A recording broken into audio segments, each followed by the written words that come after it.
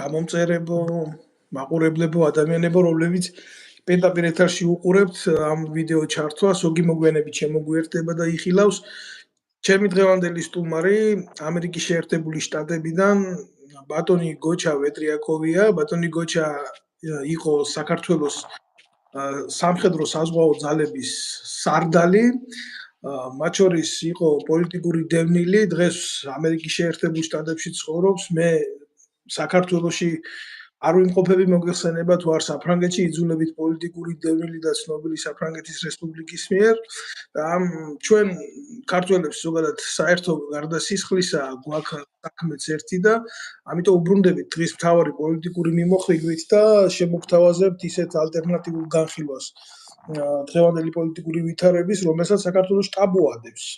და ტაბუ ადევს ისეთი კუთხით, რომ აკრძალულია ამაზე საუბარი, ან ეთერს არ დაგითმობენ, ან უბრალოდ მათ პოლიტიკურ ტრიბუნას თუ არ წარმოადგენენ, შეიძლება ისე გისროლონ, თითქოს არც არსებობ როგორც მოქალაქე.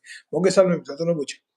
მოგესალმებით, მოგესალმებით თქვენს მაყურებელს, სმენელს და იმედი არის, რომ ეს გასული წელი, რომელიც გაიყო საავსე კატაკლიზმები, დარჩება წარსულში და ახალი წელი მოიტანს უფრო უკეთეს შედეგებს, ანუ უკეთეს წელი იქნება საქართველოში და ყველა ადამიანისთვის საერთოდ. ეს მინდა მოსწროს ყველას. მადლობთ თქვენ, მაგრამ პროცესები როგორც უყურებთ ტრივიალურად ვითარდება ჩვენ სამშობლოში. აგერ სულ რაღაცა ერთი დღის წინ ეგრეთ წოდებული ოპოზიციად შექმნილი დაჯგუფება ცდილობს, რომ საზოგადოებას შეტენოს ახალი სათამაშო. აი, ვინც არ იცის, კიდე ერთხელ ვიტყვი, რომ შინაგან საქმეთა სამინისტროს მაღალჩინოსანმა ირაკლი შაიშმელაშვილმა სამშობლო დატოვა, არ ვიცი რამდენად იყო მისთვის საქართველოს სამშობლო, მაგრამ როდესაც ამერიკის შეერთებულ შტატებში გამოემგზავრა ოჯახთან ერთად, მადლობა გადაუხადა სალომე ზურაბიშვილს, რომელსაც 29-მდე აქვს პრეზიდენტობის სხვადასხვა შორის დარჩენილი, დღეს 27-ია საფრანგეთის დროით. საქართველოს დროით შეიძლება კიდევ უფრო ნაკლები აქვს დარჩენილი და მოკლედ თქვა, რომ აგერო შვილების ამოხოცვით დამემუქრნენო და იძულებული გავხდიო, რომ დამეტოვებიაო ჯერო შინაგან საქმეთა სამინისტრო და მერე საქართველოს და წამოსულიყავიო. კოცებისგან ყველაფერია მოსალოდნელი. სანამდე თქვენთან გადმოვიდოდე შეფასებებისთვის, ბატონო გოჩა, მაგრამ თქვენც ხო არა ხართ შემთხვევითი ადამიანი, სამხედრო პირი იყავით და თან უმაღლესი რანგის სამხედრო ოფიცერი იყავით, ხო? თქვენ ხო არ ყოფილხართ დაბალ ეშელონებში და ჩვენ კარგად ვიცით სამხედროებმა, რომ როდესაც თანამდებობაზე მუშაობ, როდესაც შენი ამუნიცია გაქვს, როდესაც პასუხისმგებელი ხარ, როდესაც მით უმეტეს პოლკოვნიკი ხარ, როგორც ეს ადამიანია, იქ წარმოუდგენელია ვიღაცამ გითხრას, აი ადექი და ესე გააკეთე. თუ შენ არ ახარ იმის თანახმა რა, ბრძანებასაც ასრულებ, ხო? უბრალოდ იქამდე არ მიდიხარ ყველაზე მცირე, მაგრამ მე მინდა საჯაროდ საზოგადოებას ვამცნო კიდევ ერთხელ დოკუმენტალობრივად ვინ არის ეს ადამიანი და გახდეს ნათელი ყველასთვის თუ როგორ არის შეიარაღებული ძალების სტრუქტურა დაკომპლექტებული და როგორი ადამიანებით არის სავსე უწყება. მე პატივი მქონდა ამ ადამიანთან, მოგეხსენება ძიმე ვითარება არის რა, 50 ადამიანი კომატოზურ მდგომარეობაში ყავდათ, წაქცეულებს ურტყეს წიხლი და რაც ვიხილეთ ყველა მამას ვერ დაარქმევ ადეკვატური ძალის გამოყენებას საზოგადოების მიმართ, ამ აქციებთან მიმართებაში მაქვს ლაპარაკი. და ადამიანი, რომელიც დღეს ამერიკაში გამოიქცა და მიატოვა ქვეყანა, იძახის, რომ მე არაფერ შუაში არ ვიყავიო და ამ დროს იყო ოპერატიული დაგეგმარების უფროსი შინაგან საქმეთა სამინისტროს. ეს ნიშნავს იმას, რომ ნებისმიერი სამხედრო ძალა, რომელიც შენ განლაგებული გაქვს, შენს მიერ არის წინ ინსტრუქტირებული და დატანილი ოპერატიულ გეგმაზე და შემდეგ ამას თავისი შემსრულებელები ჰყავს, რა თქმა უნდა. ანუ 2019 წელს ბატონო გოჩა, მე ამ ადამიანთან მქონდა ბედნიერება, შეიარაღებული ბრჭყალებში ბედნიერება სატანკო ბაზაზე მემსახურა. და იცით რა არის ყველაზე მეტად მე არ მივიდრკი ვინმეს დამცირებისკენ, უბრალოდ პრეისტორია რა, ადამიანების წარსული ცხოვრების რა. ყველა მიცის ბევრჯერ მithქვია, რომ იქედან წამოვედი, იმიტომ რომ გავხდი მონაწილე, შემთხვევით იმ საზარელი ფაქტისა, რომ ბავშვები გადაიტყვეს, აწამეს და ასე შემდეგ ეს დამალა მერე ხიდაშელმა ანადოლიძემ და ამაში იყვნენ ესენი ყველანი ჩართულები, გესმით? და ეს შტაბის უფროსი რო იყო იქ ჯარისკაცების დედას მიაყენა შეურაცხყოფა და შტაბის უფროსი რიგითმა ჯარისკაცებმა, ჩემმა ჯარისკაცებმა სხვათა შორის გალახეს სამწყობრო მოედანზე. მერე დამითხოვე შეერაღებული ძალებიდან პოლიტიკური დევნა იყო ჩემზე გაკეთებული და სამოქალაქო კუთხით მე ამას ვამხელდი, გესმით? და იცით რა არის მთელი უბედურება? როდესაც იმოქმედა ამან რო იცოდეთ ამ ადამიანის კარიერულ წინსვლაზე შეერაღებულ ძალებში და რომ მეგონა გაანთავისუფლეს უცებ თავი ამოყო შინაგან საქმეთა სამინისტროში. ჯარიდან გამოუშვეს დაასაქმეს შინაგან საქმეთა სამინისტროში. თქვენ ვერ დამიდებთ ბატონო გოჩა დღეს მე ხელს ჯარიდან გამოგდებული კაცის, რომელიც შინაგან საქმეთა სამინისტროში ასე მარტივად გადავარა და შემდეგ უკვე იწყება მისი კარიერა, მას მიაცემია ჩვენებები მელიას წინააღმდეგ, მე მელიას საერთოდ არ ვამართლებ, ერთი ნაწილად მიაჩნია მაგენი და შემდეგ უკვე ეხვევა აგერ თურმე ამ ხალხის ცემის და უბედურების ამბებში და მე უცებ ქვეყანას ტოვებს და გარბის ქვეყნიდან. მე მინდა გკითხოთ თქვენ, ჩვენთვის ეს ახალი ნამდვილად არ არის, მაგრამ რასთან შეიძლება გქონდეს საქმე და როგორი არის პროცედურა საერთოდ ამერიკის შეერთებულ შტატებში პოლიტიკური თავშესაფრის მოთხოვნის? იმიტომ თქვენ მაგ იყავით პოლიტიკური თავშესაფრით და შემდეგ მოხალხეთ. საერთოდ ეს ძალიან რთული სისტემა არის, ეს ადვილი არ არის. რაც შეეხება ასე სწრაფად ოჯახის ევაკუირება, ეთქობა ერთი შეიძლება, ერთ მომენტში შეიძლება, როდესაც არის, როგორ გითხრათ, ისიერი საშიშროება ოჯახის განადგურების.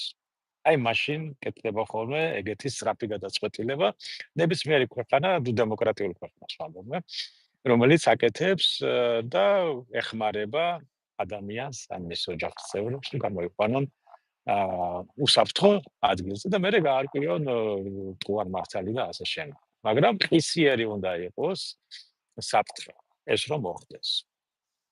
მე არ ვიცი ახლა მანდრა ის არის, რა ვითარება არის, მაგრამ პოლიტიკური თავშესაფარი და პოლიტიკური ეს ძალიან რთული და გრძელვადიანი პროცესი არის. ჩემ შემთხვევაში მაგალითად მე მაშინ ბიზნესის კუთხით ვიყავი აქ, ფიზიკურად აქ ვიყავი და რომ მოხდა და რომ დაიწყო დევნა და ისა მე ვიმართე უბრალოდ მეგობრებმა მიჩიეს მე მიყვანეს საიმიგრაციოში და საიმიგრაციო მითხრა ნაბიჯები რა უნდა გამეკეთებინა ამ შემთხვევაში იმიტომ რომ ჩემი თავარი მოთხოვნა ის იყო რომ არ იყო სამართლიანი სასამართლო საქართველოში და მზად ვარ ნებისმიერ სხვა სამართლოში წავიდე. ოღონდ დროებით მინდოს, დროებით საცხოვრებელი ადგილი გირდებოდა სადმე რომ გაჩერებულიყავი და საერთაშორისო კანონებით ახლა რომელ ქვეყანამაც გასცა ვიზა, პირველი ვიზა, მოქალაქეზე, რომელსაც სხვა სახელმწიფოს მოქალაქეზე, იმ სახელმწიფომ უნდა უზრუნველყოს ადამიანის გაჩერება მის ტერიტორიაზე. მაგალითად მე რო ჩამოსულიყავი საფრანგეთში ან გერმანიაში გამეკეთებინა ის რა ქვია, განაცხადი რომ დამეხმარეთ მიშველეთ რომ ასეთი უსამართლო ხდება ჩემსავდე.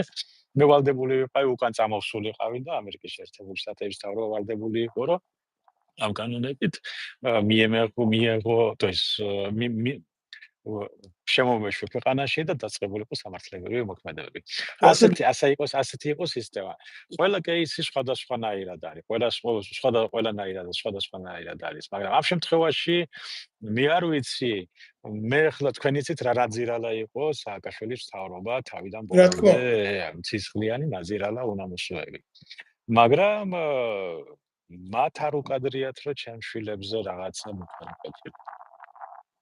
არა მგონი, მე უბრალოდ ვარ სუბიექტური, ახლა არ ვიცი სუბიექტარება როგორ არის, მაგრამ იმ მომენტშიც კი ის ნაზირლები და ის უნამუსოები რო იყვნენ, მათ ეგეთი რაღაცა არ უკადრებიათ. ოჯახის მიმართ. სიმართლე უნდა ითქვას ახლა, სიმართლე.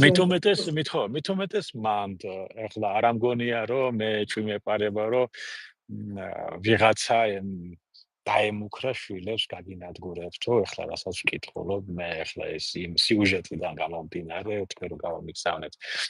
არ ამგონია ეს შეიძლება იყო ემოციური რაღაც მეგობარმა დაურეკა ან რაღაცა, არ ვიცი, ან პოლიტიკურად ვიღაცას რაღაცა აწყობდა, გაუკეთა ეს. ეს უფრო ვიწრო თუ ეს პოლიტიკურია, ეს არის ვიწრო პოლიტიკური რაღაცა ინტერესების რაღაცა მოქმედებების გამტარებელი ობიექტი, ანუ რაღაცა პაიკი, რაღაცაში არის საჭირო და იყენებენ და ამერიკის საელჩოში წარუდგინეს ალბათ რაღაცა ისეთი საბუთები, რომელიც უჩვენებდა მყისიერ მას რა ქვია საშიშროებას ოჯახის წევრებზე და გააკეთეს ევაკუაცია. მერე გაიკვევა ალბათ და მერე თუ გაირკვა რომ ეს წვილი იყო, მათ უკან გაუკეთებენ დეპორტაციას. თუ არა და ყოველ შემთხვევაში ბატონო გოჩა მინდა იქიდან ძალიან ბევრი ნახულობს ჩვენს პუბლიკაციებს და ნუ ეს ხო თამაშია თუ ვინმეს ეჭვებარება შემიძლია გამოვიტანო და ვანახო ჩემი პასპორტი. ვანახო რომ ლეგალური პიროვნება ვარ საფრანგეთში და მათ შორის მათი აქ არ წამოსვლის მიზეზი რა ვიცი პრეზიდენტს კი უხდის მადლობას და რაღა ამერიკაში მიდიოდა პრეზიდენტი საფრანგეთის მოქალაქე ყავს და ჩამოეყვანა აქ ხო მაგრამ აქ დოსიედებს ამ ადამიანებზე სრული ინფორმაცია არის ვინ არიან რა არიან რას წარმოადგენენ სხვათა შორის იცით რა არის გარდა იმისა რომ ასეთ ადამიანის უფლებების საწინააღმდეგო ქმედებებში აქ საქმე მიღებული როგორ შეიძლება იყოს შტაბის უფროსი შენი სამხედრო ნაწილიდან გავიდეს საბრძოლო მასალა და აღმოჩნდეს ტერორისტების ხელში თქვენ ალბათ გახსოვთ ბერი გაბრიელის ქუჩაზე ტერორისტები რო უშიშროების ქვედანაყოფს ებრძოდა და იქ საწყალი ბიჭი დაიღუპა კიდევაც რა ზუსტად მაგის ბაზიდან იყო გასული ის ტყვია წამალი და მოხვედრილი იყო აგერ ტერორისტების ხელში და თან როგორ იცით დააკავეს ამ ტყვიების გამტანი პროკურატურა მე ბიჭო 2 დღეში გამოუშვეს ესე გაოცებული ვარ მე არ ვიცი ჩვენ როგორ სახელმწიფოში ნუ ჩვენ მე და თქვენ არა კონკრეტულ შემთხვევაში მაგრამ საქართველოში ძალიან ძიმე კრიმინოლოგიური ვითარებაა იმიტომ რომ ასეთ რაღაცებს საბოტურ რაღაცებს საზოგადო უსაფრთხოებას სამხედრო ამუნიციის შენახვას რაც შეეხება იარაღთან მოპყრობას ძალიან დილეტანტურად უდგებიან ფაქტიურად სიკვდილი გადადის მოქალაქეების ხელში რაღაცა კაპიკების დონეზე ყველა დონის შემავლობაა ისეთ საიდუმლო სამხედრო ნაწილებთან სადაც შეიძლება ესეთი საბრძოლო მასალები ინახებოდეს და ეს ადამიანები მერე ხვდებიან მაღალ თანამდებობაზე რომლებსაც საზოგადო უსაფრთხოებაზე აქვთ პასუხისმგებლობა საქმე იმაშია ბატონ დავით ახლა ჩვენ მე და კიდევ ხელ ხაზი გაუსვა რომ მე უკვე დიდი ხანია არა ვარ საქართველოში და ვარ სუბიექტი ასეთ მაგრამ ვიტყვი რომ მე რასაც ვუყურებ რაც ხდება დაახლოებით დაწყებული 2003 წლიდან სააკაშვილის ასე ვთქვათ გამეფებიდან დაწყებული მიდის უარყოფითი სელექცია საქართველოს სახელმწიფო სტრუქტურებში უარყოფითი სელექცია პირდაპირ აბსოლუტურ მნიშვნელობით რას ნიშნავს ანუ ყველაზე უარგისი მაგრამ მორჩილი ერთგული ну გარკვეულ მომენტებში რო არ უღალატებს რაღაც ბიზნესს მოიპარავენ რაღაცას გააკეთებენ იმაიმუნებენ ანუ ამაში არიან თავარი და ამით ამ კუთხით არჩევდნენ კადრებს პარტიული ასე ვთქვათ ერთგულები და ასე ვთქვათ ასევე დიდი ტვინით არ უნდა გამოირჩეოდეს ერთი იმაზე უტვინო უნდა უფროსზე უტვინო უნდა ყოფილიყო უტვინო როგორ ну გაუნათლებელი ანუ ხეტრე ხო და იგივე სიტუაცია პოლიტიკურ სტრუქტურაში თუ დააკვირდებით იგივეა იმიტომ რომ ან თამაშობენ რო არიან იდიოტები ან მართლა იდიოტები არიან ჩვენი ხელისუფლება რო ავიღოთ ღვანდელი ხო და ასეთი ის არის ასეთი გასე განვითარდა იგივე მოხდა შეერაღებულ ძალებში თორემ მე ახლა თქვენგან რაც ვიცი და ეგრო გაემიკო მე რომ ჩემს ქვედანაყოფში ვიღაცა მეგეთი რაღაცა ჯარისკაც ჯერ ერთი დააგინა და მე კიდე ჯარისკაცმა galახელა ის თანამდებობაზე დარჩენ გლის ბილეთით გავაგდებდი ეს ჯარიდან საერთოდ იმიტომ რომ ჯერ ერთი ეგეთი ადამიანი როგორ უნდა დანიშნო ვისაც ჯარისკაცებთან მე მყავდნენ ახლა ჩემი ისტორიიდან მე ოსანაპირო დაცვაშიც რო ვყავი მანამდეც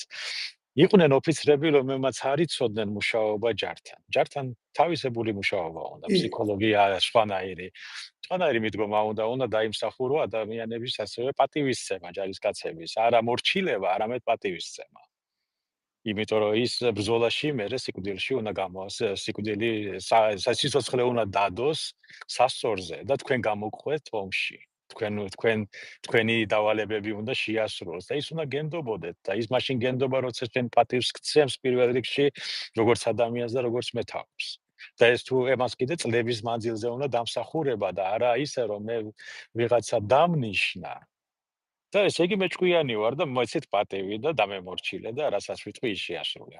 ეს არ ხდება საერთოდ.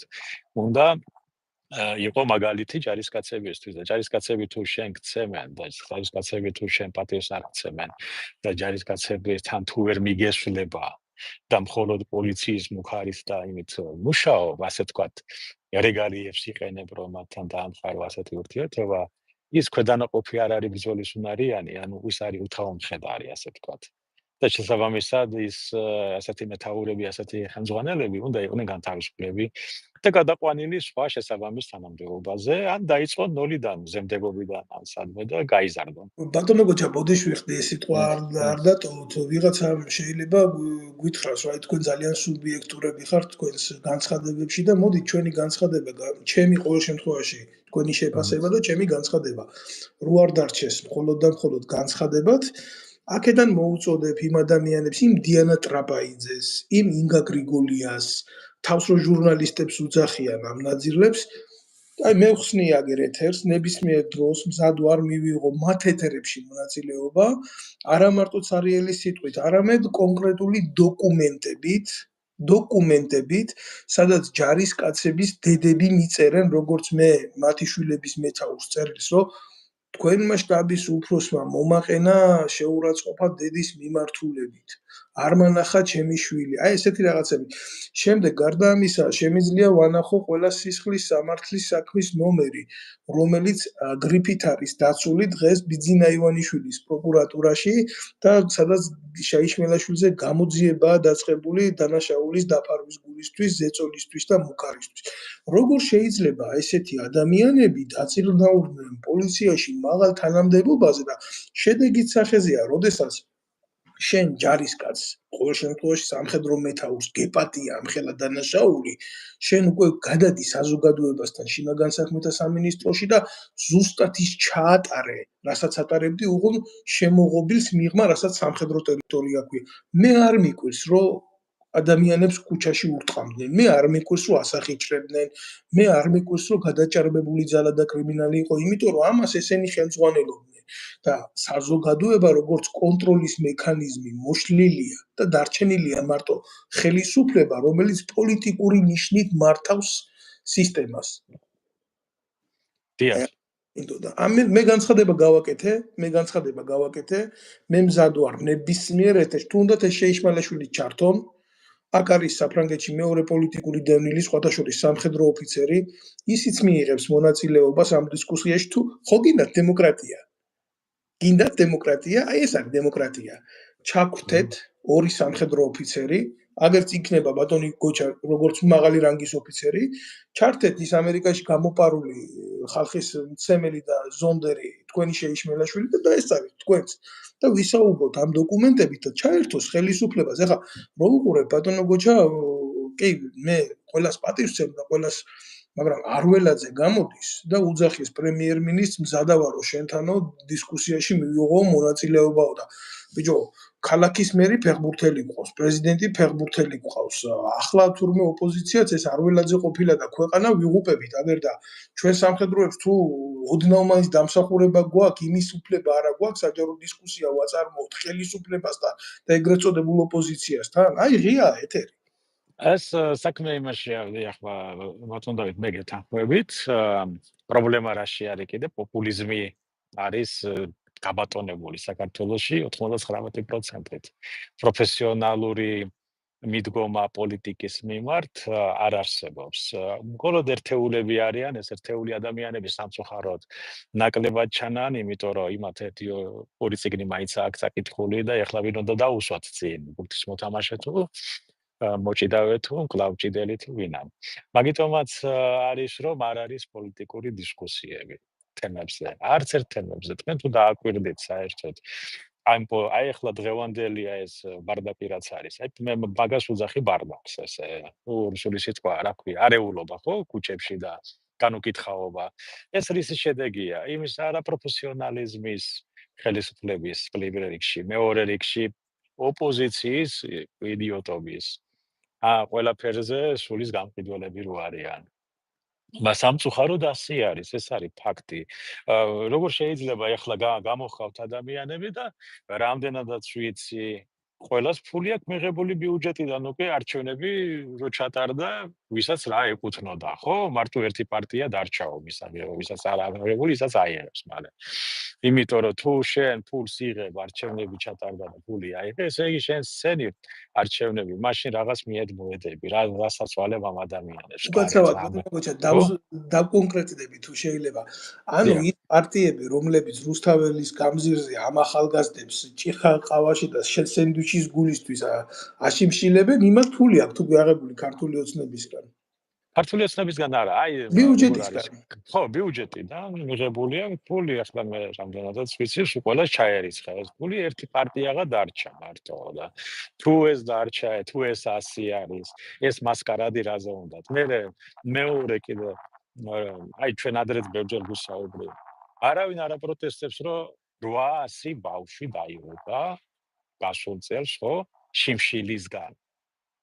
ეს გაეროს მონაცემებია, ეს თქვენი და ჩემი და ხო, და ესე რატო არ აპროტესტებენ, მაგრამ რატო არ მიდიან და რატო არ გამოხავთ პრემიერ-მინისტრი სალაპარაკოდ იმ საკითხზე, რომ რატო მოკვდა ადამიანი შიმშილით? ბავშვის სიკვდილი უფრო საშინელება არ არის, ვიდრე ევროპის შესვლა არ შესვლა? საქართველოს შემთხვევაში. არა, ხო და მაგას არავინ არ გულახდილად აპროტესტებს. გეტყვის. მე მიმაჩნია ზოგადად ეს ევროპასთან გაიგივება საკუთარი თავის ამ პრიმატული ჯგუფების ყველაზე დიდ ირონიად თვითონ ქართველი ერის მიმართ. იმიტომ რომ ძალიან შორს არიან ამ ცივილიზაციისგან. არა, მე გეტყვით, ეხლა აი მე წარმოიდგინეთ, მე ვარ პარკში. ეხლა რახან ევროპაში არ არის ეს პარკში, ეს პარკი მაგალითად, მე არ ვითვლები ევროპად, ესე იგი მე უნდა მოდიში და დავანაგვიანო ყველაფერი, გადავაფურწყოთ, ყველაფერი, რა ვიცი, ყველაფერი უკიდურესად, უარესად გავაკეთო, თუ რა მიშლის მე ხელს, რომ მოვიქცე ისე, როგორც თქვა, გინდა რომ ევროპაში იყო. ხო? რა მოგიც შეიცვალე შენი ისა რა ქვია, დააწესე მინიმალური ხელფასი, გაამკაცრე კანონები, დააწესე რაღაცა პარიტეტი იმპორტ-ექსპორტზე და ამოსცია ეკონომიკა, ვინ იშლის ხელს? არავინ არ უშლის ხელს. მაგას არ სჭირდება ევროკავშირი. ევროკავშირში შესვლა ეხლა აი ამ წუთას საქართველოსთვის ნიშნავს იცით რას? მეტი ემიგრაცია ევროპაში, იაფი მუშახელი ევროპის ქვეყნებისთვის. მეტი არაფერი, იმიტომ რომ ჩვენი წარმოებები არ არის, გაჩერდება. ბულგარეთმა ვერ გაუძლო იმხელა სოფლის მეურნეობის ინდუსტრია ჰქონდა, ხო? რუმინეთი შეხედეთ რა დღეში არის, ხო? წვალობს. ერთადერთი აი პოლონელებმა შეძლეს ვაჭრობა და ასე თქვათ ივაჭრეს კარგად და რაღაცა ქვეყანას დაამსგავსეს. და დღემდე სამართლებრივი დავები აქვს ამა თუ იმ ეკონომიკურ საკითხზე ბრიუსელთან, ხო? ჩვენ საერთოდ არაფერი არ აქვს. ეგ ხო ტყუილია, რომ როგორც კი შევალთ ევროპაში, ჩვენი მინიმალური ხელფასი გახდება 15 ევრო ან 12 ევრო. საქართველოს მოქალაქეთვის. არ არსებობს ეგრე, იმიტომ რომ მას ეკონომიკა არ უწყობს ხელს, მას ფულის მასა არ უწყობს ხელს, არ არის საქართველოს ფულის დეფიციტია. და ეს ყველაფერი ხალხს არ ეუბნებიან, არავინ არ უსმის. პროფესიული დისკუსია არ მიდის ამ საკითხებზე. არ არსებობს დისკუსია თავდაცვაზე, არ არსებობს დისკუსია სასაზღვრო უსაფრთხოებაზე, არ არსებობს დისკუსია საფინანსო საკრედიტო მიმართულებით. არ არის დისკუსიები სოფლის მეურნეობა, არ არის სოფლის მეურნეობის მიმართულებით, არ არის დისკუსიების მსუბუქი მრეწველობა, როგორ განვითარდეს, ტექსტილი როგორ განვითარდეს, 1500 ქარხანა მუშაობდა საქართველოში 1990 წლის მდგომარეობით. არც ერთი ქარხანა დღეს არ მუშაობს საქართველოში, გონი 2-3-ია დარჩენილი. შვილ ქარხანას ვამბობ. არ ვიცი მეტალურგიური ქარხანა კიდე თუ მუშაობს, ხო? არანაირი დისკუსიები არ მიდის ამ თემაზე. რო შედიხარ, აი ჯარში რო მიდიხარ, ჯარში ადამიანი რო შედის, ის არის ან მეკავშირე, ან სნაიპერი, ან მსროლელი, რა ქვია, ან რაღაც მზარეული, ან ტანკისტი, ან ფრინავი, ხო? რაღაცა პოზიცია უკავია. ჩვენ რა პოზიციას ვიკავებთ ევროპაში? რა ნიშა გვექნება ჩვენ ევროპაში? ისევე როგორც ნატოში რო შევდივართ. ეს იყო ყველაზე დიდი დილემა ჩვენ დროსაც. ყოველთვის ვამბობდი, რომ ჩვენ არ გვაქვს ეკონომიკური განვითარების გეგმა და ჩვენ არ გვაქვს ასევე სამხედრო სისტემის ინდუსტრიის და საერთოდ სისტემის განვითარების გეგმა. ანუ რა მიმართულებით მივდივართ? ჩვენ რომ ნატოში შევდივართ, რა ფუნქციას ვასრულებთ? რა გვეკლია, რა ფუნქცია გვაქვს? დამტვერი ფუნქცია, მიღები ფუნქცია. ხო, ანუ ჩვენ ფაქტიურად ადამიანებს მოსახლეობას ან არ მიდის მუშაობა, არავინ არ ასწავლის რა არის სამხედრო გეოგრაფია. ყველა გაიძახის გეოპოლიტიკა. მე რა, გეოპოლიტიკის გარდა კიდე არის სამხედრო გეოგრაფიაც. ნახეთ რა შეისწავლეს ის და სად ვართ ჩვენ. რა შეიცვალა ამ საერთაშორისო სამხედრო სისტემაში, რა სტრუქტურები ყალიბდება ჩვენს გარშემო. ამაგაზე არავინ არ მსჯელობს. არ არსებობს სახელმწიფო უსაფრთხოება და დაკომპლექტებული არაკომპეტენტური კრეტინებით. თავიდან ბოლომდე, სამწუხაროდ. და პროფესიონალები შედან ზოგი დაცვაშია, ზოგი მძღოლად მუშაობს, ზოგი სადღაცას თავი რო გადაირჩინა. ხო და ეს ამ ვითარება მოგვიტანა დღეს ჩვენ აქამდე. ტყუილები და პოპულიზმი. ეს არის მთელი საქართველოს ისა, რატო არ შეიძლება თქვათ თავრობის ნებისმიერი წევრი მივიდეს იგივე ოპოზიციურ ტელევიზიაში, რა ვიცი, ეგრეთ წოდებულ ოპოზიციურ ტელევიზიაში, ხო? და ეკამათოს თავის კოლეგას, ანუ ერთმა კოლეგას რომელიც, მოპირდაპირ მხარეს. არა ის მიუღებელია, იმათ ოპოზიციას აქვს სიები, ვის ეკამათონ თავრობიდან და ვის არა ტელევიზიაში და თავრობას აქვს ისია, ვისთან დაჯდებიან სალაპარაკო და ვისთან არა. მაგიტომ არის, რომ ბატონი პრემიერი აცხადებს, რომ ელაპარაკება ფეხბურთელს და პირიქით და მორჩა, მაგითომა დიალოგი არ არსებობს, საღი დისკუსიები არ არსებობს. ხალხი გაბრუებული არის, იცის, ანუ მთელი როგორ გითხრათ, არის აჯაფსანდალი საქართველოს პოლიტიკურ სივრცეში. არა გვაქვს ეკონომიკა. ეკონომიკა არ გაგვაჩნია საერთოდ. რომელ გაზდაზეა ლაპარაკი ეგ. ინფლაციის და სპეკულაციური ფულით არის გაზრდილი მთელი ეკონომიკა, ხო? ბანკებს აქვს უზარმაზარი მოგებები. შესაბამისად, რა ხდება ამ მიმართულებით საბანკო სისტემაში? საკრედიტო სისტემა როგორ მუშაობს? რატო მუშაობს? რატო არის ესეთი დრაკონული პროცენტები? მაგაზე არ უნდა საუბრო. მაგრამ საუბრობენ ყველაფერზე იმაზე, მაგალითად მსოფლიო ომის პარტია. იქ როკფელერები და როთშილდები რას აპირებენ? პოლუსზე რა მოხდება და რეალურად ბრძოლა რატო არის? არა მარტო იმაზე საუბრობენ ქართველი კაცი როგორ გათხოვდება თუ არ გათხოვდება ამაზე. და ან კიდე ჩინეთს რა ეშველება და ეკნება შუა კალიდორი თუ არა. სინამდვილეში ბრძოლა უკრაინაში ეს არ არის მარტო შუა კალიდორთან და რაღაც აღმოსავლეთ დასავლეთ დაპირისპირება. ეს არის უკვე ჩრდილო, ეს მიდის ბრძოლა ჩრდილო ყინულოვანი ოკეანის რესურსების დაკანონებაზე და მასზე. დღეს ტრამპმა განაცხადა, კანადა უნდა შემოვიერთოთ 51 შტატს. უკვე განაცხადა. და გრენლანდიას, კი, დღევანდელი მას გეუბნება, თუ გიშინდა ამას. ხო და ეს ყველაფერი უკვე ეს ძალიან სერიოზული ომი მიდის, ეს სხვა იმაში არის, სხვა რესურსებისთვის ბრძოლა მიდის. და ჩვენ სად ვანაობთ, ვერავის ვერ გაუგია. არავის არ აინტერესებს და პრიუს კიდე არც არავის სწორი, ყველაზე პრობლემა ყოველთვის როგორც მათემატიკაში ბატონო დავით. სწორად უნდა დასვო კითხვა, რომ სწორი პასუხი მიიღო. სწორ კითხვას არავინ სვამს, სწორი პასუხი ჩვენ არასოდეს არ გვექნება. ბატონო გოჩა, მე მაგალითად მიმაჩნია გულახდილად, რომ პრობლემა ჩვენი სახელმწიფოებრივი რღვევის არის სამოქალაქო ცნობიერების არქონა და თითოეული მოქალაქის პასუხისმგებლობის არ გათავისება საკუთარი სამშობლოს მიმართ. და პრობლემა მე იმდენად არ მიმაჩნია ჯანდაცვაში, თავდაცვაში, არამედ პრობლემა მიმაჩნია განათლების სამინისტროში.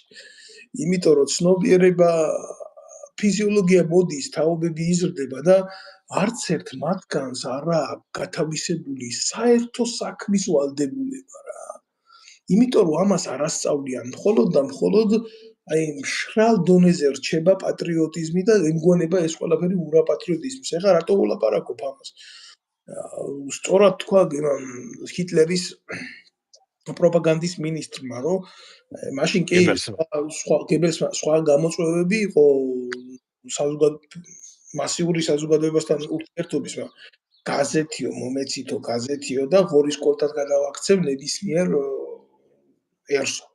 აი იმითი შეეძლო ისეთი რაღაცა ცნობიერების დონეზე ეკარნახა და დღეს ახლა რომ უყურებ გულახდილად გითხრათ რითი არის დაკავებული სახელმწიფო უშიშროების სამსახური ნაცვლად იმისა პასუხი გასცე შენს ქვეყანაში არსებულ გამოწვევებს მარტო ის ხო არ არის საზოგადოების დაცვა რომ ვიღაცას დინამიტი ამოუღო მატარებელს აფეთქებდეს არა აი ესა იდეოლოგიური ომი ცნობიერებითი ომი თანამედროვე ომი აგერ კიბერსამყარო ესე იგი ესენი გადასული არიან რაზე იცი თუ ვინმე ბოდიშით და უკანლით ყავს დაჭერილი მწერალთა კავშირში, თუ ვინმე უკანლით ყავს დაჭერილი მე მწვენია. გულახდილად გეუბნებით ამას. იმიტომ რომ ქართული ლიტერატურა, ქართული პოეზია, ქართული მხატვრობა ეს ის არ არის ბატონო გოჩა რაც იყო მაგალითად ჩვენი მამა, აი თქვენ დროს რაც იყო რა. არ არის ეს არც ის ლიტერატურა არ არის, არც ის ხელოვნება არ არის, არც ის თეატრი არ არის. კულტურა აღარ გაგვაჩნია მაპატიეთ ახლა ვიღაცა შეიძლება არ მეთანხმებოდეს მაგრამ არც ის კინემატოგრაფია არ არის რაც იყო თქვენი თაობის დროს ის ჩემ თაობაში უკვე აღარ არის და დავედით რა დონეზე დავედით იცით აი საზოგადოებრივი მაუწყებელი გადმოსცემს ყვითელი პრესის დონის რაღაცა სიუჟეტულ სერიალებს მე პირდაპირ ვიტყვი ამას როგორი სულიერი საკვები უნდა იყოს ის ახალგაზრდისთვის, რა მორალს ატარებს ის, რა ზნეობას ატარებს ის, რა მაგალითის მიმცემია ის იმ თაობისთვის, რომელიც უნდა იყოს აბორიგენი საკუთარ ტერიტორიაზე. რა мотиваციას აძლევთ ახალგაზრდობას, რომ არ დატოვოს ეს ქვეყანა. აი ვიღაცა მისი ქვეყანა გამოიყენა და გაიქცა ოჯახთან ერთად და მე იქედან ყვირის, რომ აი რა ცუდია მისი სამშობლო. ახლა რა ვარ ჩეიშმელაშვილი აკეთებს ამას, მაგრამ თქვენ მანახეთ მე ის ფესვი რითიც შეიძლება ქართველი კაცი მოეჭიდოს გინდა კულტურაში, გინდა ეკონომიკაში, გინდა ფილოსოფიაში, გინდა ნებისმიერ დონეზე გლეხიც ხო არ შეიძლება იყოს. აი გეტყვით ბატონო, აქ ახლა ორი ობიექტური მიზეზია. პირველი რომ საბჭოთა კავშირი დაინგრა და ჩვენ ჩამოგვექცა დიდი შეცდომა დაუშვით მაშინ პირველი პრეზიდენტის ძალით დამხობის ასე ვთქვათ, ძალით დამხობა რომ მოხდა და დეკემბრის თბილისის ომი. მეორე ეკონომიკის განადგურება, როდესაც განადგურებული იყო ეკონომიკა ფაქტიურად ვაი პატრიოტების მიერ, ასევე წითელი დირექტორების მიერ. ხო და რომელმაც ასე ვთქვათ ჩალისფასად ჩაიგდეს ყველაფერი ხელში და გაასუხარეს ასე ვთქვათ მთელი ქონება. ჩვენი ფლოტი, ჩვენი საოკეანო თევზაჭერი ფლოტი, ყველაფერი განადგურებული, გასვისებული და გადაცემული იყო სხვა მიმართულებით. ანუ ქვეყანაზე არავინ არ ფიქრობდა. ეს აქედან დაწყებული, მერე რამან რა მოიტანა. მოიტანა ისა, რომ ადამიანი უმუშევარები ადამიანები წავიდნენ საშუალზე. ზოგი მაშინ რუსეთში მიდიოდა ხალხი უკრაინაში, ბელორუსიაში სამუშაოდ. მერე ევროპა გაიხსნა, ევროპა გამოჩნდა, ევროპა, მერე ამერიკა. ფაქტიურად მილიონი ადამიანი გასულია. აქედან მილიონიდან დაახლოებით 70-80% ოჯახები ფაქტიურად დისტანციურად დაიშალა, ასე ვთქვათ. წარმოიდგინე აქ არიან ქალბატონები, რომელიც 97-18 წლიდან მუშაობს და ვერ ჩასულან საქართველოში. შვილები გაეზარდა, შვილები უკვე წამოეზარდა და დღემდე ვერ ჩადის, იმიტომ რომ ეხმარება ოჯახს. ეგ რო წამოვიდნენ ისინი შიმშილი დაიფოცებიან. ეს არის ტრაგიზმი, ეს ბატონო გოჩა. ტრაგედია, ეს ტრაგედია, ეს უმაღლესი ის არის, არ ვიცი ამას ეს არის წამებაც. ეს სხვანაირად ამას წამებაც. მეორე აქ დანგრეულ ოჯახებში გაიზარდნენ ბავშვები. ზოგს დედა ახავს სასული, ზოგს მამა არ ხავს სახლში. ზოგს ორივე არ ხავს სახლში და ბებია ბაბუა ზრდიან უკეთეს შემთხვევაში. ზოგი მარტონი უძდებიან ქუჩაში. ეს არის შედეგი. ჩვენ ახლა რასაც უყურებთ ჩვენს პოლიტიკაში, ჩვენ იმას. მე ახლა მყავდნენ ახლა შორსა წავიდნენ, ჩემთან იყვნენ ჯარისკაცები, მაშინ აი 2000 წელს, 2001-ში ფლოტში. და ასევე ბევრი წერა კითხვა არ იცოდნენ და ზოგი გუბერნატორი გახდა, ზოგი გუბერნატორის მოადგილე. ერთ ზოლზე ვერ წერდნენ წინადადებას. მე ეს პატაკები შენახული მაქვს იმ თანამდებობის პირების, რომელიც ახლა სხედან ზოგი. უბრალოდ ტრაგედია იმას კი არ არის ახლა, იმათი ბრალიც კი არ არის, იმიტომ რომ ოჯახები აღარ იყო ფაქტიურად არჩენილი, რომელიც არ განადგურდა და გაიყო. არ დაჭა 80%. და აი ეს არის შედეგი. მაგიტომაც ამ ოჯახებში გაიზარდა სულ სხვა თაობა, სულ სხვა ცნობიერებით, გადარჩენის ცნობიერებით. ყოველდღიურად რომ ლუკმა პურისთვის იბრძვის. ბატონო მაძღარისთვის ეს რთულია გაიგოს. ბატონო გოჩა, მაძღარისთვის. ეხლა მინდა შემდეგი შეკითხვა დავსვა, გასაგებია ეს რეალური მდგომარეობები და არ იცვლება, არ შეიცვლება, იმიტომ რომ ამის გეგმა არ არსებობს და არ არსებობს პოტენციალი, მაგრამ აი დღეს უყურებთ, ვკითხულობთ ამას, რომ საქართველოს მოქმედი პრეზიდენტი 29-მდე ზურაბიშვილია კიდე აცხადებს, რომ თურმე თანამდებობას არ დატოვებს და კიდე იქ დარჩება. ეს ერთი თემა, მე პირადად ვფიქრობ, რომ ეს მავნებლობა ადამიანმა ასეთი რაღაცეები აკეთო, რაც მან აკეთა და ლეგიტიმაციას თუ მიდგება ლაპარაკი, ეთყობა დაავიწყდა მარნეულის, კარტოფილის და წითელი ლობიოს ისტორია, რაზეც არის თვითონ არჩეული. და მე ნამდვილად არ მომწონს დღევანდელი არჩეული პრეზიდენტი ზოგადად მიმაჩნია, რომ საქართველოში ხალხს უნდა კონდეს იმის უფლება პრეზიდენტი თვითონ აირჩიოს და სხვა შორის არა კარტოფილში და არა წითელ ლობიოში, მაგრამ აი ამაზე რა კომენტარს გააკეთებდით ზოგადად რასთან გვაქვს საქმე და რა სიუხეშე და რა დესტრუქცია და რა ობსტრუქცია შეიძლება გამოიწვიოს ამ ყველაფერმა. ბატონო დავით, ჩვენ მე არ ვიცი, აი მე ახლა მე სხვა კუთხიდან მინდა ეს გავხსნა და ვიმედოვნებ, რომ ასე იქნება. ჩვენ შეგვიძლია ვთქვა ცალკეულად, რომ ეს ცუდი არის. ზოგი იტყვის, არა, ეს ასე უნდა იყოს, ეს კარგია. ზოგი იტყვის, რომ ქალბატონი პრეზიდენტი უნდა დარჩეს სასახლეში, პრეზიდენტის რეზიდენციაში. ზოგი იტყვის, არა. მე ეს გვერდზე გადავდო და ჩვენ სხვა კუთხიდან შევხედოთ. ჯერ ერთი დავაკვირდეთ, ჩავთვალოთ, რომ ჩვენ გვყავს ტყვიანი ხელისუფლება და ჩვენ გვყავს ტყვიანი პრეზიდენტი და ის სპექტრი, ასე ვთქვათ. ამ კუთხით დავუდგეთ ახლა. ჩვენ გარშემო რაც ხდება, ხო ხედავთ სირიაში რა ამბები. სირიამდე სულ 300 კილომეტრია, მეტი კი არა. სირიასა და ჩვენ შორის არის თურქეთი და იქ თურქეთში იქ ქურთებმა თუ არ უდარიეს რამე, ეს ჩვენზე იმოქმედებს პირდაპირ. ანუ საფრთხე ძალიან დიდი არის. მეორე, ირანში რა ხდება, თქვენ კარგად ხდება. აზერბაიჯანში კი სტაბილურობა მიღწეულია ნავთობის ხარჯზე, მაგრამ ეს სტაბილურობა თქვენ ძალიან მყიფე არის. ეს მეორე მხარე. უკრაინა რუსეთის ომი გამალებულია. ასე ვთქვათ, გაურკვეველი და საშინელი. ეს ჩვენ გარშემო ფაქტიურად არის დანთებული ცეცხლი. ეს როგორც და ჩვენ ვართ ერთადერთი რაღაც პატარა ადგილი დარჩენილი უაზისივით. და ჯერ კიდე ტყვია არ გავარდა. ამ შემთხვევაში ჩვენ ჩავთვალოთ, რომ ქალბატონი პრეზიდენტის და ხელისუფლებას აწარმოებენ დიდ პოლიტიკურ თამაშს. მე ვამბობ ვერსიას ვამბობ. ჩავთვალოთ ეს ასე. ჩავთვალოთ, რომ ეს ასე არის. იმიტომ რომ ქართული ფოლკლორი არის მრავალხმიანი. შესაბამისად, პოლიტიკაც შეიძლება იყოს მრავალხმიანი და ყველა თავის როლს თამაშობდეს. ერთი ამოცანა აქვს, რომ შეინარჩუნონ რამენაირად სიმშვიდე რა.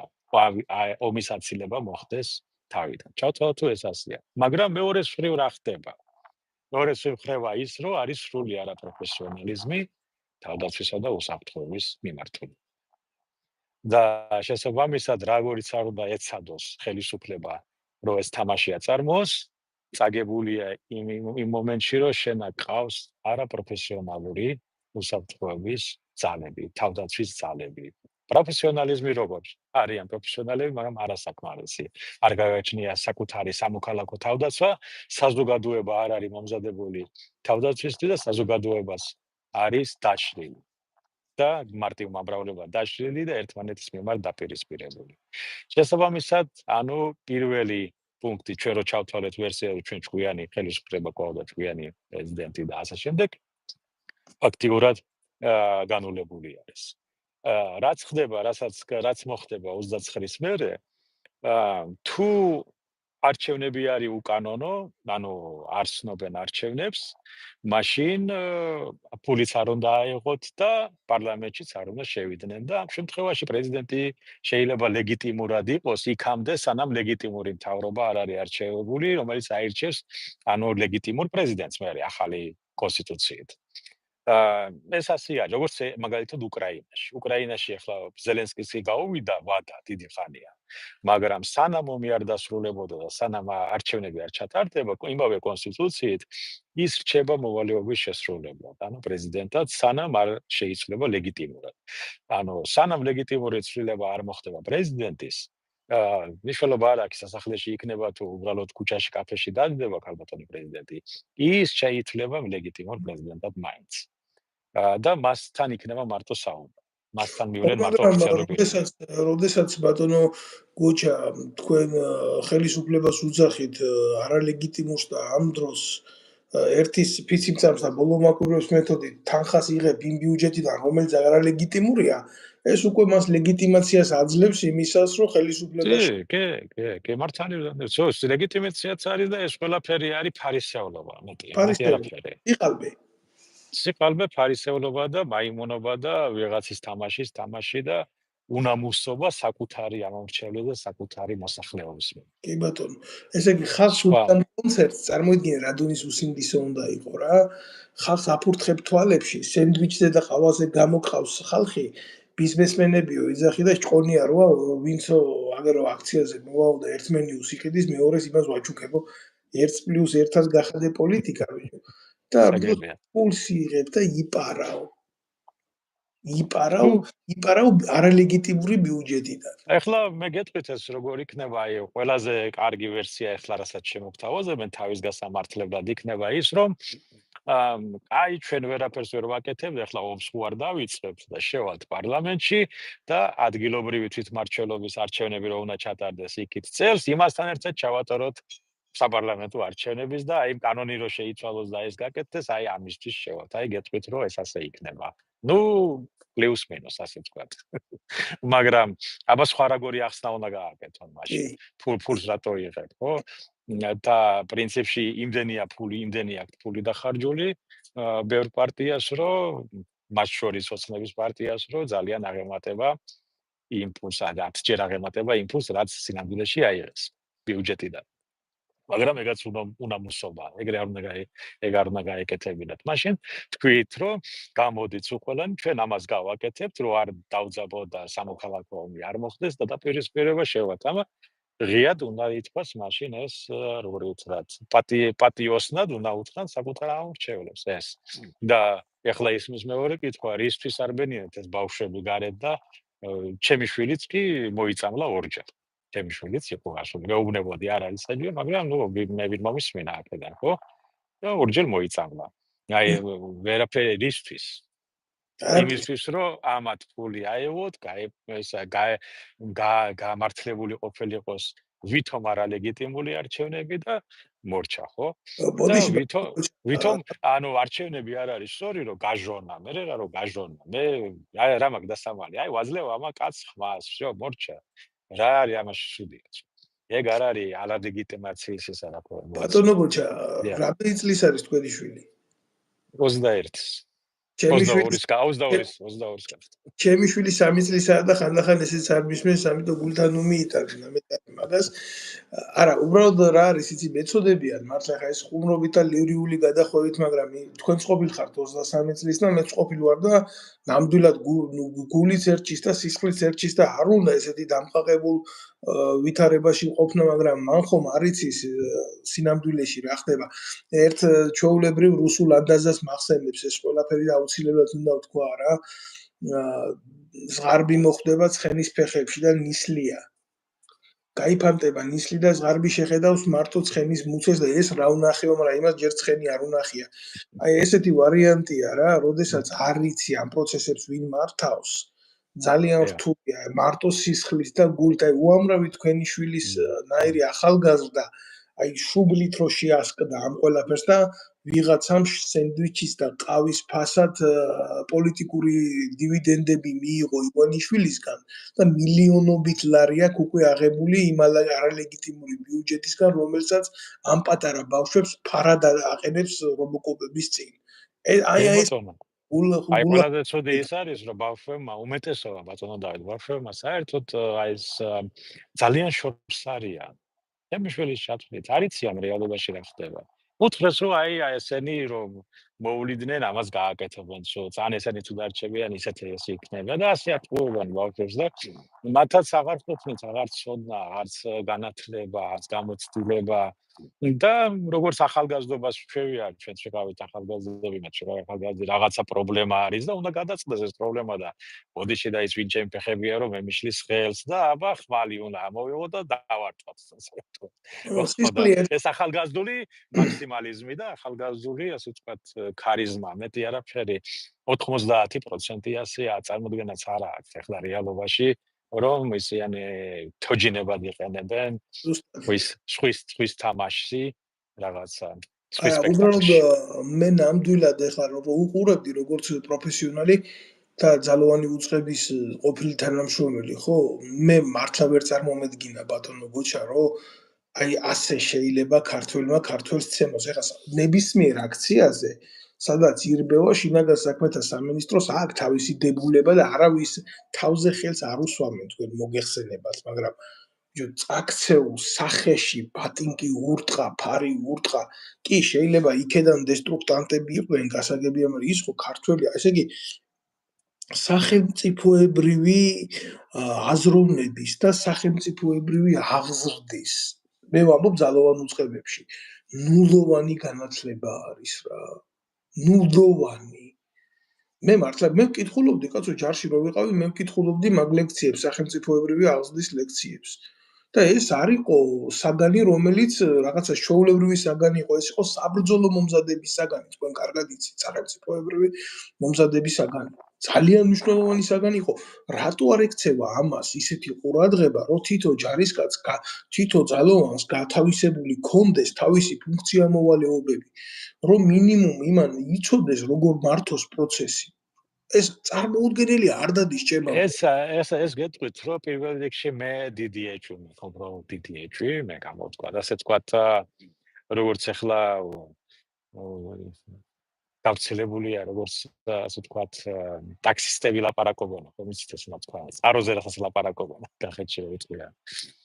რომ ეს არის კერძო ჯგუფები დაქირავებული პარტიების მიერ, ერთი მხარე, მეორე მხარე და აკეთებენ ამას, ეს პოლიციელები ნაკლებად იქონია, რომ იყვნენ პოლიციელები. ეს დაქირავებული მამაძაღლები არიან, რომლებიც ასე უნამუსოდ ფულის გამო ასე მოიქცნენ. არა, მაგრამ ერთი ის არის, რომ მათ გამოვლენა ძალიან დიდ პრობლემას არ წარმოადგენს, იმიტომ რომ მათივე კოლეგები ჩაუშვებენ მათ. არა, მაგალითად სხვადასხვა მინახა თქვენ ქვეყანაში ვინც არის წარმოსული, იმ ნაბიჯვარმა შეიძლება თქვა თვითონ, რომ ისაო რა ქვია, კიო, ჩვენ ყავდაო პოლიციასო დაქირავებული ესეთი ჯგუფებიო. ეხლა ყვირის მაგას ამერიკიდან თუ არა საქართველოში რო იყო და თანამდებობაზე რო იყო და იცოდა, მაშინ მაგის ლაპარაკის ვაჟკაცობა არ როდესაც ეს არის თანამდებობაზე ზის ადამიანი და ხედავს რომ მას უკანონო რამეს ავალებენ, რომ გააკეთოს ეს მან უნდა ეს განაცხადოს ოფიციალურად და გადადგეს. უნდა წავიდეს და მე განაცხადოს პროტესტი, გამოვიდეს თქვას ტელევიზიით, რადიოთი, რა ვიცი, გაზეთით, თუ ვინმე ჩაიწერა ეს ასე ხდება და უნდა მიეხედოს საზოგადოების მხრიდან, პარტიებმა უნდა მიეხედონ პარლამენტში განიხილონ ეს საკითხი რომ მოვა. და ეს არის უბრალოდ არასწორი მიდგომა, მე გავაშავე ყველაფერი და სანამ არ მეხებოდე, ყველაფერი გაჩვენებული ვიყავი. როცა შემეხნენ, აი მე დავასწარი. ანუ ეს ის მომენტია, როცა ორი კრიმინალი რაღაცა რჩება და ვინც პირველი ჩაუშვებს, იმას აძლევენ, ასე ვთქვათ, შეღავანს. და ყველაზე მძიმე შემთხვევა რა არის, იცით, მე ხარ უყურებ რა, ამ ეგრეთ წოდებულ ტელევიზიებს ამოჩემებული ყავთ ეს კაცი, მე ხა იმის დამცველი ნამდვილად არა ვარ, იმ იდიოტის, იმიტომ რომ ნამდვილად უფრო სერიოზული წარმოდგენა მაქვს ძალოვანი მაღალჩინოსნის შესახებ, ვიდრე ეს ვიღაცა ხარება არის რა. მე ადამიანს რო უყურებ, ეს არის სრული უინტელექტობის განსახიერება. ეხლა მე მაგალითად ჩემი მასწავლებელი ტულაში ქონდა დამთავრებული 5 წლიანი სამხედრო აკადემია. დღეს რაღაცა პოლონეთში ვიღაცას იმას უკეთებს, რა ქვია, ბალკონის ზაბორებს უკეთებს. არ მინდა ახლა მაგ თემაზე ვილაპარაკო, მაგრამ რამხელა სხვაობა ამის ინტელექტსა და იმის ინტელექტ შორის, როდესაც ვიღაცა ჟურნალისტმა არ ვიცი მისი სახელი და გვარი გადააქცია სამასხარო ობიექტად თავისი მიკროფონით, რომ აი ისე ვარ შენზე შეყვარებული, პორნოგრაფიულ დონეზე დაყავს ჯარისკაცის და სახელმწიფოს ურთიერთობა.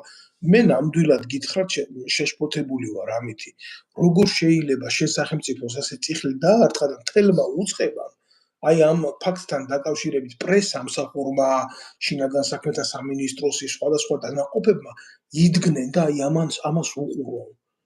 ეს ახლა გეტყვით, მაგრამ ეს პრობლემა იცით რატო არის? იმიტომ რომ პირველი ჩვენ ადრე უწევან 15 წუთი ადრე ვისაუბრეთ, რომ ეს ადამიანები დღეს ახლა ვინც პოლიციაშია, უმეტესობა დანგრეული ოჯახებში გაზრდილი ადამიანები არიან. ან გაჭირვებაში, ან დანგრეული მაშინ ან ქუჩაში და მე რაღაცნაირად სხვადასხვა ასე თქვა საშუალებებით მოხდნენ ამა თუ იმ თანამდებობაზე.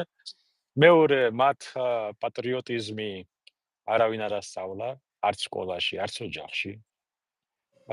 და მესამე, მათ არ უმსახურიათ ქვეყნის წინაშე სამხედრო ვალდებულება არ აქვთ მოხდი. უმეტესობას. არა ყოფილან ჯარისკაცები, არ გაუვლიათ მათ რა აქვს ეს გამჯდარი ეს უცდასყვია პატრიოტიზმი საკუთარი მოსახლეობის მიმართ, ასე ვთქვათ, რომ დაცვა რო ასე ვთქვათ, მზრუნველობა რო გამოამჟღავნო. ეს არა აქვს გამჯდარი. შესაბამისად, ეს ადამიანები არიან შემთხვევითი ადამიანები სულ ყველა. დაწყებული პრემიერ-მინისტრიდან.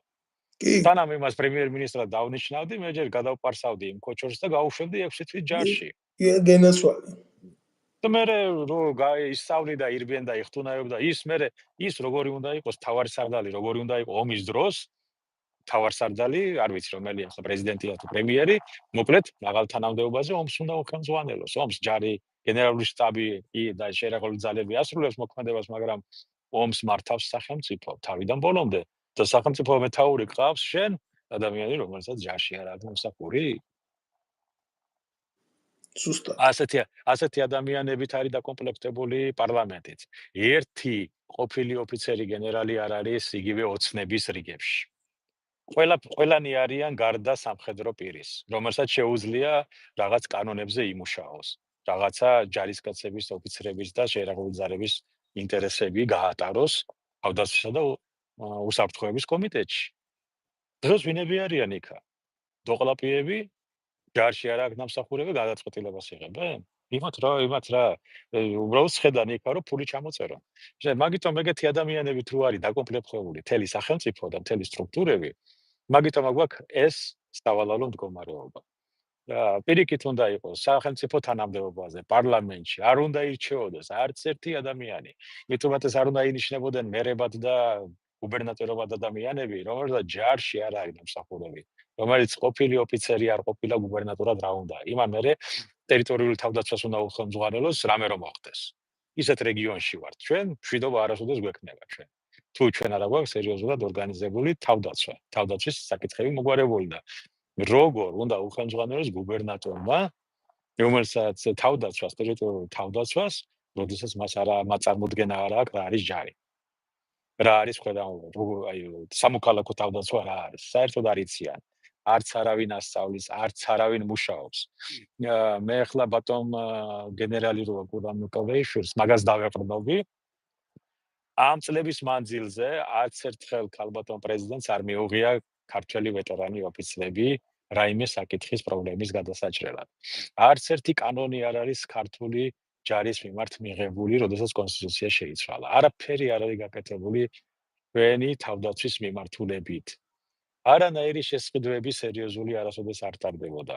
არც ისა, მარტო 9 სართულიანი სახლები ააშენეს და ფული გააკეთეს ჩამოწერეს. მეტი არაფერი, ბატონო დავით. ეს ჩვენ სახელმწიფო კი არა გვაქვს, ჩვენ აგვაქვს აი ეს როგორ თქვენ. აი როგორ გეთხრათ, აი რაღაცას სახანოც არ არის, სახანოში რაღაცა კანონი იყო მაინც. ვიღაცა წვეტავს რაღაცას, ხვდები არაფერს არ წვეტავენ და ყველა აწმენს ხელს ივანიშვილს და მარტო ივანიშვილი ხო არ არის. ეს არის მშიშარა ადამიანების პოზიცია საკუთარ თავზე პასუხისმგებლობა არ უნდა აიღო. ატამან მახნოს ბანაკია. ეს არ არის სახელმწიფო. უდაოდ გეთახმებით. იცი რა არის კიდე ბატონო გოჯა? გასაგებია ეს პარტიული ომები, დაპირისპირებები, ყველაფერი, მაგრამ ძალიან რთულად თუ მოინახება საქართველოში ადამიანი, რომელიც გაბედავს უკვე ტოტალიტარიზმის ნიშნებია, იმიტომ რომ ადამიანებს ეშინიათ ხმამაღლა თავისი აზრის გამოთქმის. სააკაშვილის დროსაც ასე იყო, მაგრამ ახალც განსაკუთრებით, იმიტომ რომ აი თუ დაიწყეს სიმართლის ლაპარაკი, გშორდება ყველა. ხდები რაღაცნაირი პერსონა კეთროვანი. ნონ-გრატა, კეთროვანი. კეთროვანი ხდები, გესმით და აი მე ყოველთვის მეშინია ამისი, რომ მასა მოწყვეტილია ამ ყველაფერს სიმართლის ორბიტას. აი ბატონ დავით, იცით სინამდვილეში ბრძოლა რისთვის მიდის ამ პარტიებს შორის? ამ სინამდვილეში მიდის ბრძოლა არა იმიტომ, რომ საქართველოს ევროკავშირში შევა თუ არა. ან კიდე საქართველოს შევა ნატოში თუ არა, ან რუსეთთან ვიქნებით ჩელიაბინსკის რაღაცა დონე თუ არა. არამედ მიდის ბრძოლა იმისთვის, რომ გადანაწილებული იყოს ის ფულადი კანალები, რომელიც საქართველოზე გადის, ან საქართველოში შემოდის. რა თქმა უნდა. ანუ ჩაიწიე მეც დამაჯინე. ეხლა გეტყვით 100%-დან, მგონი 8 ავიღოთ მაქსიმუმ. უკეთეს შემთხვევაში 10%, 100 ადამიანიდან 10 ადამიანია მარტო რაღაცა მოწადინებული, რომ რაღაცა გააკეთოს შეიძლება. და ამიტომი თავისი სულელეს ან რაღაცა ვიტყვიან რაღაცა მართლა უნდათ ფულით გააკეთონ რამე საქართველოს. 90%, არაფერი. აი 90% მუშაობს იმაზე, რომ ჩაიწიე, ჩაიჩოჩე და მეც დამსვი. იმ გზავნილებიდან, იმ ნარკობიზნესიდან, რომელიც წალეკილია მთელი ქვეყანა, იმ ნარკოტრანზიტიდან შემოსული შემოსავლები, ეს მაგაზეურია. უკანონო მიგრაცია, რომელიც საქართველოს გავლითაც მიდის აღმოსავლეთიდან დასავლეთისკენ. ასევე ბევრი იარაღის ტრანზიტი, აქედან ფული. და უამრავი ესე თქვათ ტრანზიტი, რომელსაც გადაზიდვებიდან და იქიდან ფული შედის პლუს თქვენ უნდა გავიწყდებათ 95%, არა 90% ახლა საქართველოში არის იმპორტი. იმპორტზე კრიშა, ასე თქვათ, და როგორ გითხრათ რუსული სიტყვა, როგორ არის ეს საქართველოს. ფარველობა, იმპორტის ფარველობა და იქიდან სარგებლების მიღება. აქ ლაპარაკია დაახლოებით 30 მილიარდი ლარის კონტროლს. და 30 მილიარდი ლარი ეს რაც არის, ეს რაც იყიდება, რაც კეთდება და რაც მიდოდა. ეს როგორ უნდა და ეს ახლა 100 მილიონსაც დახარჯავენ, 500 მილიონსაც და თუ საჭიროა მილიარდ ლარსაც დახარჯავენ, რომ ეგ შეინარჩუნა. მარტო კაზინოებში ტრიალებს 60 მილიარდი ოფიციალური ცნობით რაც არის და რაც ის არის. ხო? და აი მაგაზე მიდის, რომ მანდ კონტროლი არ იყოს, რაღაცა არ იყოს და იქ ჩაჯდენ თვითონაც. ამ თემებზე რომ დაილაპარაკოთ თქვენ, მეორე დღესვე ჭაჭანება არ იქნება თქვენი მედია სივრცეში და დაბულინგებული. ისედაც არ არის თქვენ ვინერული. გიპოვიან ნარკოტიკებსაც, გიპოვიან იმასაც, დაგაშანტაჟებენ კიდევაც და ასე შემდეგ. ასე უკეთებენ მოსახლეობას. ეს არის ნაზირლები, ბატონო დავით. ეს როდამდე უნდა არა, აი ამ კაზინოებთან მიმართებაში, კაზინოებს ნუ შეხედავს, ამათ თავისი ხელისუფლება აქვს ხელისუფლებაში შექმნილი უკვე. თავისი პოლიცია ყავს, თავისი აგენტურა ყავს, თავისი ნარკოკუტოკები აქვს გახსნილი და უარეს გეტყვით, აგერ რა დღევანდელი პარლამენტარები ვინ ზიან კოცებში, ისინიც კი ნაყიდი ყავთ კაზინოებს. ისეთი ფული აქვს ტოტალიზატორებს გადახდილი ამ სპორტსმენებისთვის, აი არავინ არ მუშაობს მაგაზე რომ ამოიღოს. გაგახსენებ ძალიან მარტივ შემთხვევას, როდესაც ხელისუფლება ვითომ შეეცადა პოპულისტურად რაღაცა კანონის გამკაცრებას ამ ონლაინ კაზინოებთან მიმართებაში, არა ზოგადად კაზინოებთან, არამედ ონლაინიდან შეეძლოთ ასე ბავშვებს პირდაპირ ხელწოდომა ქონოდათ. პირველი ვის დაუპირისპირდა ხელისუფლებას ეს იყო ლაშა ტალახაძე და ეს იყო ესე ჰალკად წოდებული ვიღაცა გმირად რო გამოყავთ ახლა.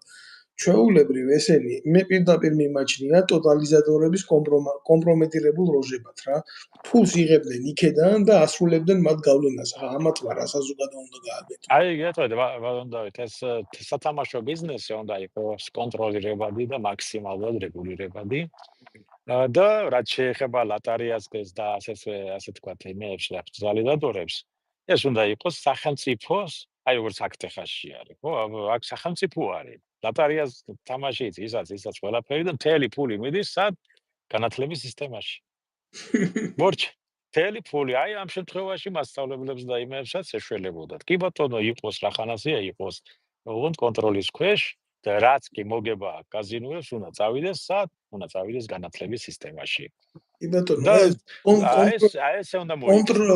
კონტრპროდუქტიულია, როდესაც აი ამ ხელა სიბილწე გარყვნილ და თამაშ და აზარ დამოკიდებულება იზრდება სახელმწიფოში, უნდა წავიდეს ზუსტად ის ფული განათლებაში დაკაპეიკა, ასე რომ ვიტყვი, ამ დროს საზოგადოების და ახალგაზრდობის ცნობიერება იყოს იმდენად ძლიერი, რომ დამარცხდეს ეს თამაშ დამოკიდებულება თუ არა. ეხა უბრალო ადამიანები კი არა, დოსტოევსკი იყო თამაშზე დამოკიდებული და დაწერა კიდევაც უთამაში, იმხე ამას წაკითხვა უნდა, გააზრება უნდა, საზოგადოებამდე მიტანა უნდა და მოთხრობა უნდა. სწორი აქ საფრანგეთში კითხულობენ დოსტოევსკის როგორც ავტორს და ჩვენთან საქართველოში თუ რამე რუსულია, ყველაფერი ცუდად არის აღქმული კულტურისა და ლიტერატურის ჩათვლით.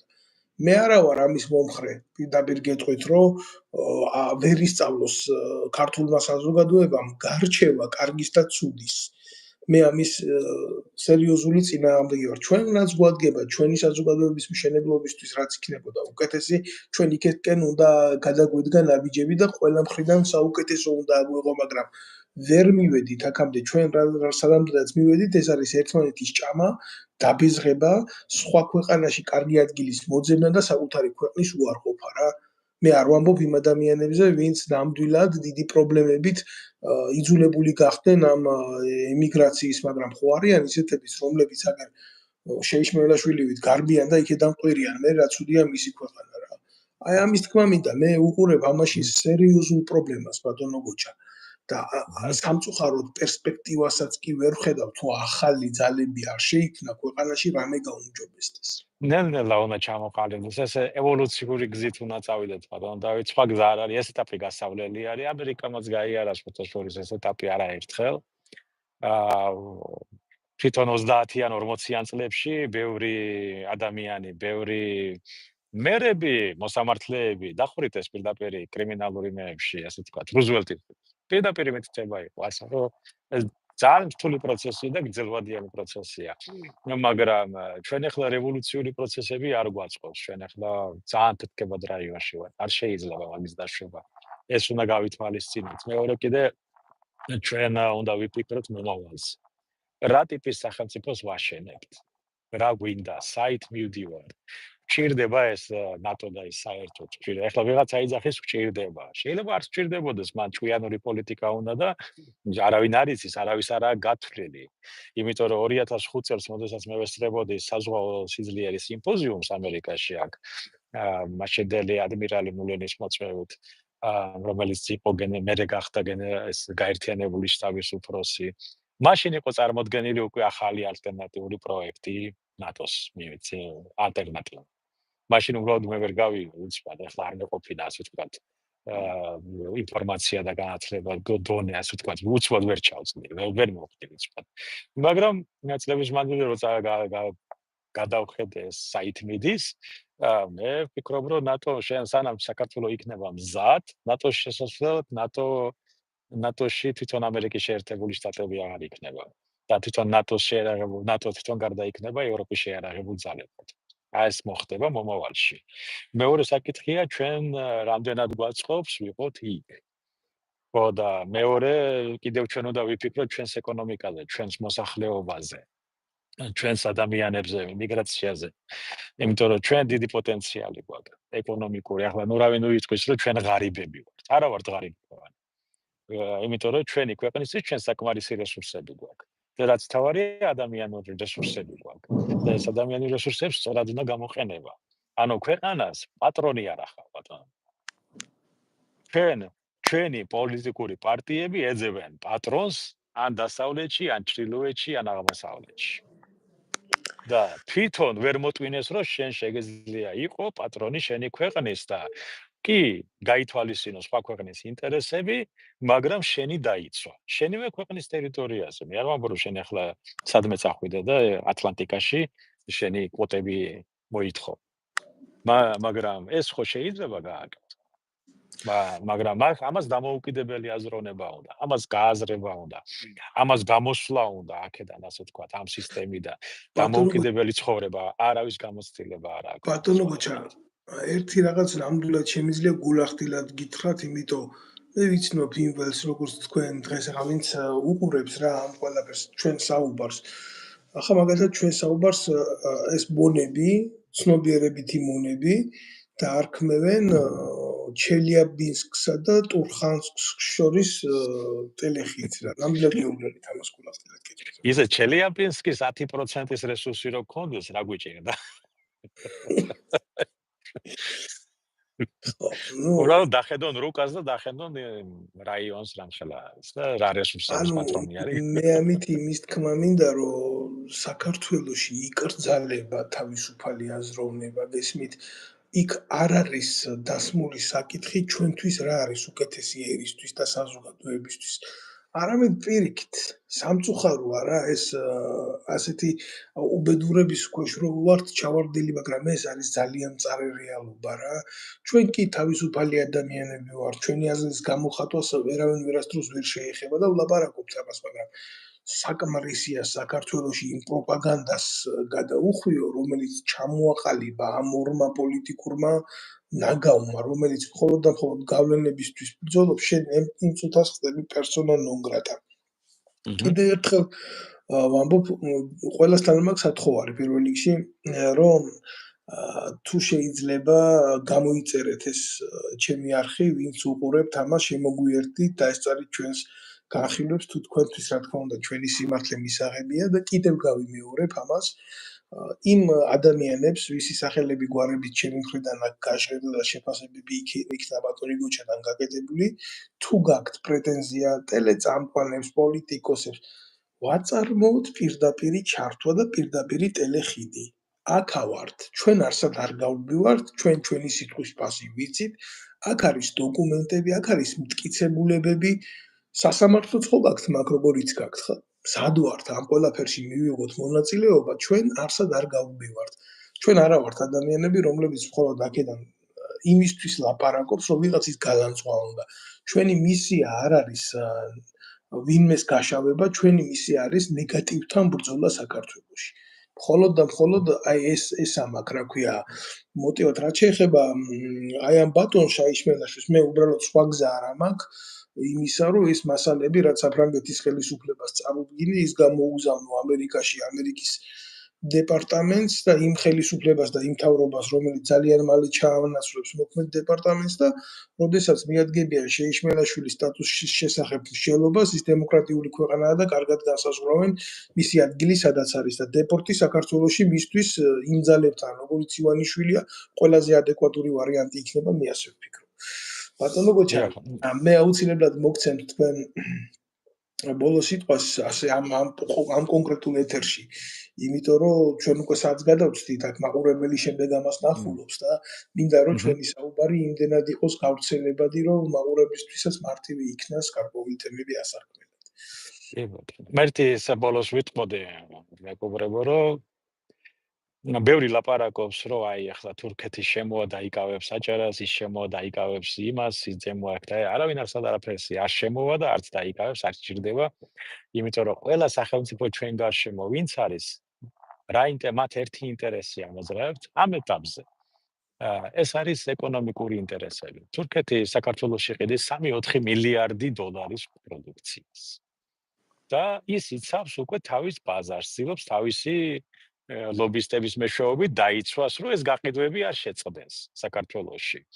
ისევე როგორც რუსეთი ყიდის მილიარდზე მეტ საქართველოში და ასე შემდეგ. ჩვენ ვართ უბრალოდ მომხმარებლი ბაზარი და ყველასენი იბრძვიან, რომ არ დაკარგონ კლიენტი, მოტი არაფერი.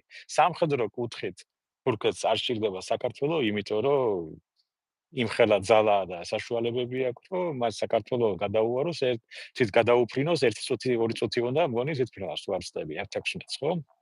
შესაბამისად, ნურავის ეგონება, რომ ის შემოვა და დაიკავებს, იმიტომ რომ მას არ სჭირდება თანამედროვე სამხედრო სისტემა ისე არის მოწყობილი, რომ თავისი ტერიტორიიდანაც მიხედავს თავის ამოცანებს შეასრულებს. იგივე რუსეთი, იგივე ჩვენ უნდა დავიცვათ ჩვენი თავი, ჩვენ უნდა დავიცვათ ჩვენი ეკონომიკა, ჩვენ უნდა დავაყენოთ ჩვენი სოფლის მეურნეობა და ჩვენი მსუბუქი მრეწველობა. მცირე ბიზნესი, საშუალო ბიზნესი და მხოლოდ ეს გამოასწორებს ქვეყანაში მდგომარეობას. მანამდე იქნება პარადი ამ ადამიანების უთვინო უთავოების და ესეთი, ასე ვთქვათ, გაურკვეველი წარმომავლობის და გაურკვეველი წარსულის, ასე ვთქვათ, თარეში. და გვექნება ეს ტიტუშკებს რო ეძახიან და რაღაც ისულელეებს იმეებში, რა ქვია, ცემატყება და ესეთი არ ვიცი ამას რა შეიძლება დავარქვა. შინაგან საქმეთა მინისტრის ადგილზე მე უბრალოდ დავიკარგებოდი, გადავდგებოდი და საერთოდ არ გამოვჩნდებოდი. რო შინაგან საქმეთა სამინისტრომ არ იცოდეს ვინ ვის სცემს. ესე იგი სცემს, ესე იგი მონაწილეობს, არა? ესე იგი თვითონაც რო გადადგება, მე ვიღაცამ უნდა გაიგდოს ციხლისქვეშა და ეს იქნება ნორმა ალბათ, ხო? ცხოვრების საქართველოს ვინც არის მაღლა, ის ურტყავს ვინც არის დაბლა. რა ეს არის დანაშაული ქვეყნის წინააღმდეგ. აუცილებლად უნდა გკითხოთ ბატონო გოჩა, ეს შევაფასოთ რა ეს მომენტი, უშიშროება აკეთებს ესეთ განცხადებებს პერმანენტულად, რომ მიღებული ინფორმაციის საფუძველზე აი ემზადებიან ვიღაცის მოსაკლავად და რაღაც. სულ მიკვირს ამის დედავატირე რა, როგორც მეზობელი მყავდა, ყვევით ინფორტიორ ბიუროს თანამშრომელს უძახდი, ყველაზე ყველაფერი იცოდა რა. შედედაატირებულო სახელმწიფო ხარის ხო არა ხარ ინფორტიორ ბიუროს თანამშრომელი. თუ შენ ასეთ ინფორმაციას ფლობ, რომ შენი მოქალაქეების შესახებ სისხლის ღვრა, მკვლელობა, პოლიტიკური ნიშნით გამოყენება და პროცესების მართვა მიდის, ამაზე სისხლის სამართლის საქმეს რატო არ ხძრავ და რატო არ მიყავს ეს საქმე ბოლომდე?